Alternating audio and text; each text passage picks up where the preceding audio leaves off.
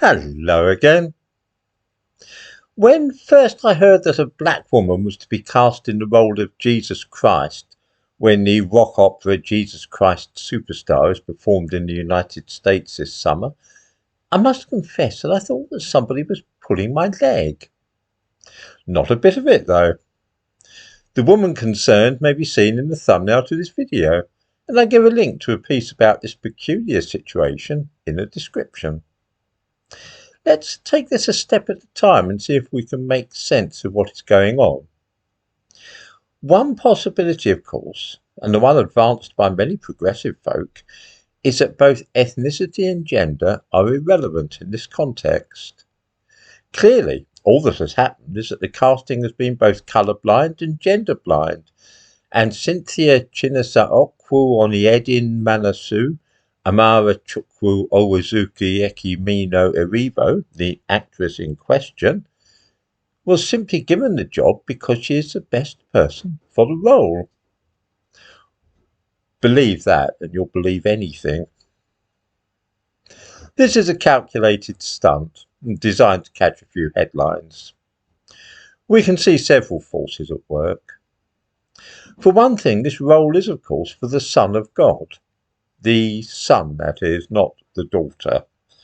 The daughter of God doesn't ring any bells with me offhand, but yeah, the Son of God is definitely a thing. It doesn't matter to me because I'm not a Christian, but an awful lot of Christians are deeply offended, and some even regard this as blasphemous. I will observe that only Christianity is seen as an acceptable target for insults of this kind. I wonder if any viewers can readily imagine a musical being staged about the life of the Prophet Muhammad, in which the title role was played by a woman. It's not likely, is it? Those organising such a spectacle would have to spend the rest of their lives in hiding, for fear of having their heads cut off by mad Islamists. Another point about this is that it is part of a general trend which we have seen in recent years, whenever some famous historical character from the area around the Mediterranean is being portrayed on the screen. When a dramatisation of Cleopatra's life was made a year or two back, a black woman was chosen to play her.